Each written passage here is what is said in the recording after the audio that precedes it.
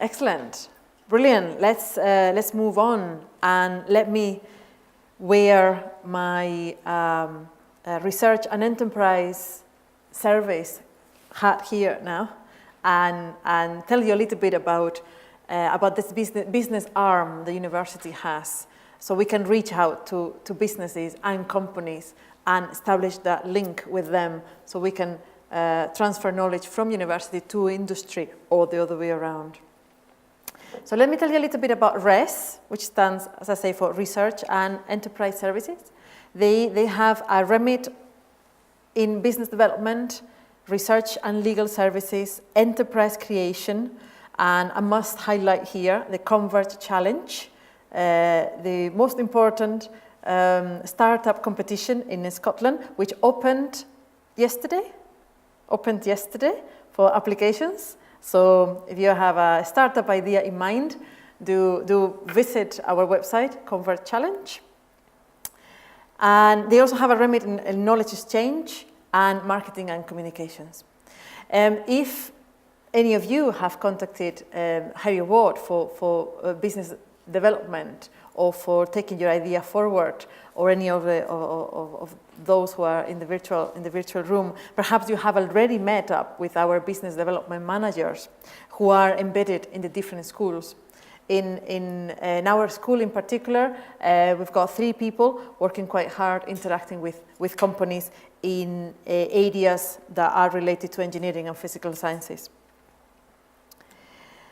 Their role is, as I say, to interface to industry, to establish a link with university, and they help companies identifying their needs and point them in the right direction, put them in touch with the people who have the expertise, the academics who have that expertise in university. They identify funding opportunities for companies depending on their size. Perhaps the person who asked how to continue funding beyond this engineering, design, or physics-based projects, perhaps could get in touch with our business developers and gain advice on funding opportunities for them. They will tailor, depending on, as I say, who the company is, what they do, how they operate, etc. They will tailor the funding opportunities to them. Obviously, they promote Heriot Watt at industry events and exhibitions.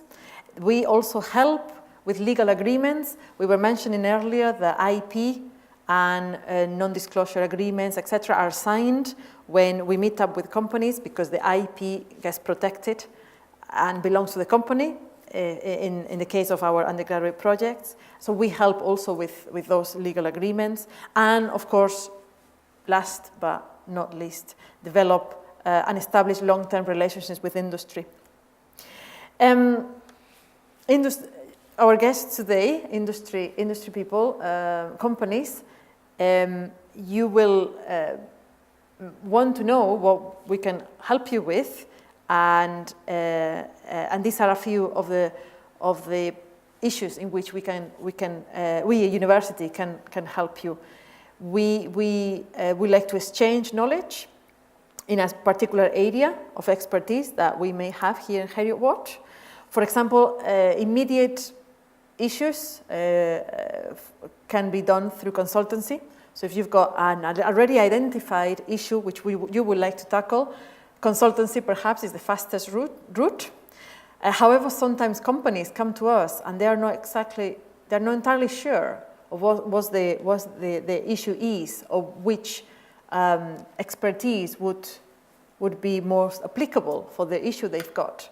So we also help them identify which are the right people, which is the right expertise that they can tap into here at Heriot Watt. And as I mentioned in the video, for those small companies who don't have an R&D department, we can help them with R&D activities. And in a smaller scale, we also have a relationship with companies who want to use our facilities, testing facilities. I'm thinking of the wave tank, I'm thinking of specific analytical equipment in the physics lab, in the chemistry department, etc. And obviously do in-house testing for them as well. Source of joint funding, this refers to those those projects, perhaps at UK level or beyond, European level, in which we can collaborate, industry and academia, Heriot Watt in this case, can collaborate and make up a partnership for having access or gaining access to bigger pots of funding that perhaps the government or the European Union, the European Commission gives out for knowledge transfer activities. And this slide, I'm very fond of it because it shows our development in terms of relationship with companies. I am someone who truly believes that long-term relationships with companies is the way forward. It's not like a one-off. You come to do a project or some consultancy or to use our testing facilities and that stays there. We can start quite small, in very small scale, short duration projects, for example, the student projects that we just told you about, access to facilities or consultancy. And from there, move into bigger projects with more science in it, with more research in it. For example, innovation vouchers. Laura from Interface was mentioning those. Interface definitely is a good port of call if you want to know more about the vouchers. Smart grants and R&D grants as well. Interface can put you in the right direction for those. And getting bigger, we move into the Technology Strategy Board, collaborative grants and case studentships. This is in which research, blue sky research and high TRL research takes place. We can move into knowledge transfer partnerships and, as I say, beyond the UK, Europe, international projects, research projects. It's going to be useful for you or useful to you to know our port of contact here in our school. Dr. Ian McEwen is one of our business development managers in the School of Engineering and Physical Sciences, and these are his contact details, and I would highly recommend that if you have a question about what you have here today, what you have seen today, or about Heriot Watt and how Heriot Watt can interact with industry, please get in touch with him, and it's definitely worth a chat. And now we would like to take more questions, if there is, from the chat room or from the room. Comments? Yes? Yeah? Is it possible for a company to work with more than one university on different parts of a project? I would say yes. I have, right, okay. Definitely yes. The project we did with Heriot Watt started at Strathclyde. Yes, I'll give you a mic because this is important. Yeah, I can answer that. The project we carried out with Heriot Watt started at Strathclyde, it then moved to Dundee, and then it came to Heriot Watt because there were three different elements of the technical challenges that we had. One was chemical efficacy, two was ultrasonic and dispersal of a chemical agent, and three was containment of that agent. So we did all three at different places, and we picked each university for the expertise they had in those areas. So unless I'm breaking the rules, I'm fairly sure you can definitely use multiple agencies at the same time. Yeah, and I'm going to add that your case is not unique. We do have clients, companies who come to work with us who have different parts of the project given to different universities because they have the expertise in that specific area. And so, yeah, that's quite common. It's quite common. Thank you, Stephen. Thank you. Laura wanted to add something. Back you up, yeah, absolutely. There's about 15% of our inquiries are repeat business, so it's companies that have had a successful relationship with one university and then exploring expertise in another. That's right. Yeah, no rule breaking. Yeah. And it's real life, isn't it? I mean, you have different providers and different people who you do business with. I mean, it's just Completely, because it real has life. to be win-win. So, I mean, there's no point in a university embarking on a project that's not absolutely down their street as well. No, absolutely. That's right. Yeah. And as I said about an hour ago, the win situation. Remember when we were talking about win-win-win scenario? Heriot Watt wins there because it's an academic institution, and because we also have we play a role in making sure Scottish universities, in our case, because we are here in Scotland, Scottish universities can become more competitive in the global market. So I think that it's something that I'm very, very proud of in my role as academic, and it's something very close to my heart as well. More questions?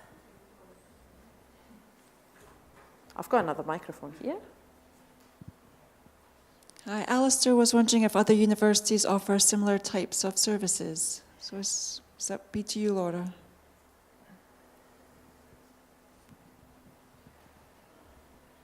Sorry, yeah. Lots of the universities offer different kind of services like this. And when we're first engaging with a company, we're chatting through what their company and their business challenge is and asking them not to necessarily focus on actually how the project could be delivered and the solution, because there are a number of different universities that might suggest a number of different ways of taking the project forward. And there is timescales as well to consider, because as Carmen mentioned, this is September to December, so that's not necessarily going to fall within what a company's looking for. So that's what we're doing is going out to all the universities to give the companies the kind of breadth of expertise that is out there. Mm-hmm. Yes, we've got a question here. We can take this question. Yes. I was just wondering how many of the shorter student projects go on to get larger grants, say a SMART award or European funding from the initial proof of concept, say from the student projects? Yeah. In these 3 years that the mechanical engineering has been running, we had one project turning into a KTP. This is with McTaggart Scott. We had another project with McPhee of Glenverby turning into a TSB grant.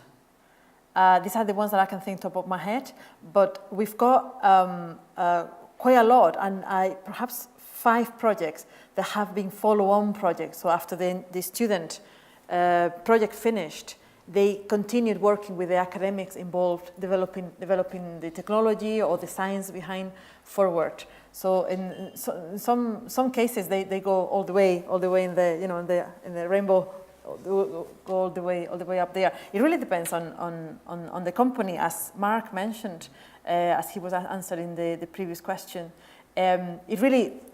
It depends on the company how far they want to take it, and it's got a cash implication and time, cash and time, I should say, implication. And if they want to push it forward, we are more than willing to support that journey. Thank you. Thank you. Yes. Just got one final question from Alistair. With the companies who have been involved already in a collaboration with universities, would you do anything different? Is there any lessons that you have learned for future projects?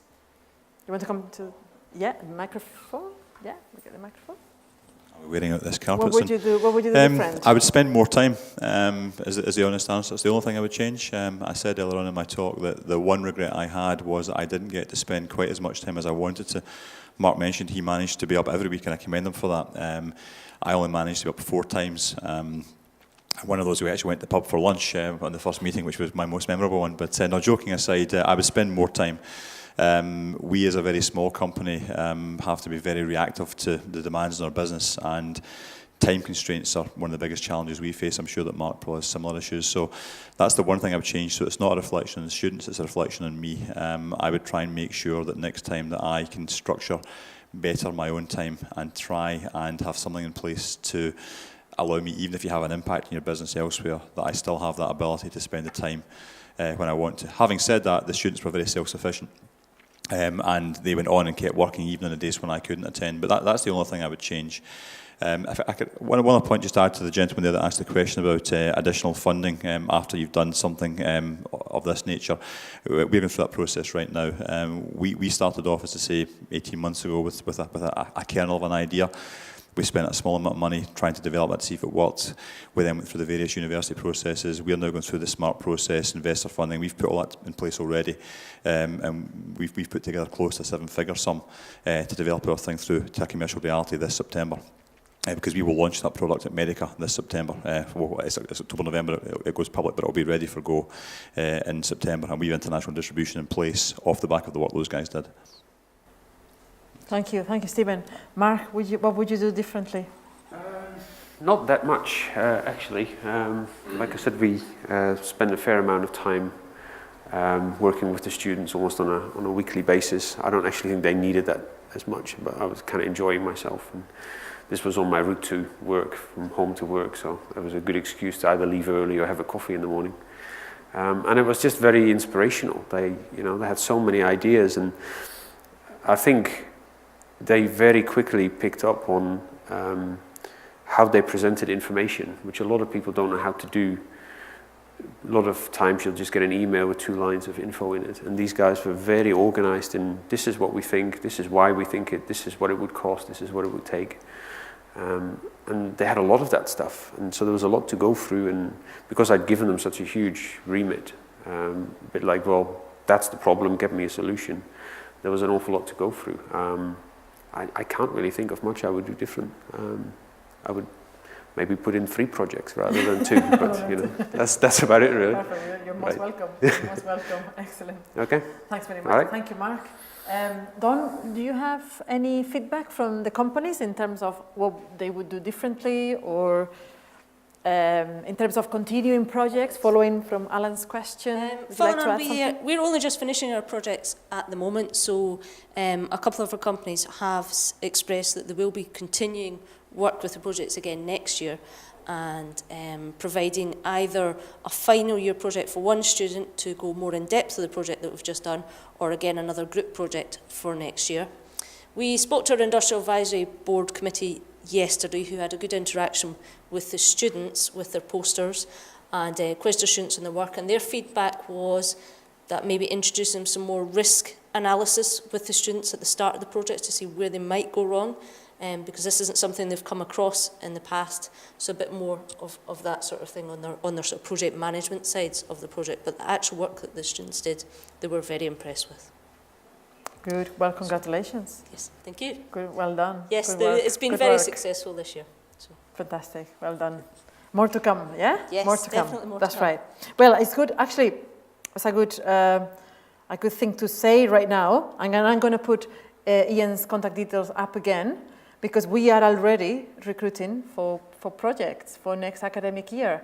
They're going to start in September, as I say, mid-September. But obviously, we start getting in touch with the companies from early April, both physics projects and the mechanical engineering projects, because we dedicate the summer to fine-tune those projects. So the deliverables and the milestones that we've got for that project is exactly what the companies want and what we can deliver. So if there's any company thinking about submitting projects, they can get in touch with Interface or with Ian, our colleague Ian McEwen, for the submission of the projects for physics and mechanical engineering. Excellent. Any more questions, comments, queries? Yes, Angus, microphone, please. Thank you, Angus. Should I please, of course, please. I'm not that photogenic, really. Yeah, Angus James is my name, and I own an innovations company up in Inverness. We gave a project to Heriot Watt. This is several years ago now, but we gave a project to Heriot Watt, and one of the things I was most impressed with, actually, which I just wanted to mention, was when we sat down with the academic advisors and with the student that was going to be assigned to the project at the beginning.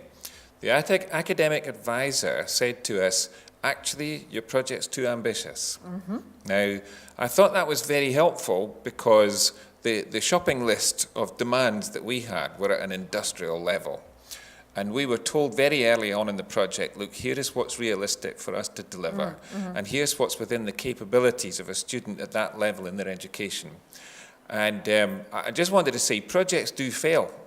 You know, it's worth knowing that and accepting that in advance. Mm-hmm. But then if you're scared of failure, you shouldn't be in the R&D business. You know, I always say in research, you shouldn't always leave your house yeah, every that's morning. right. Yeah? That's right. I always say to my clients in research that I reserve the right to be wrong.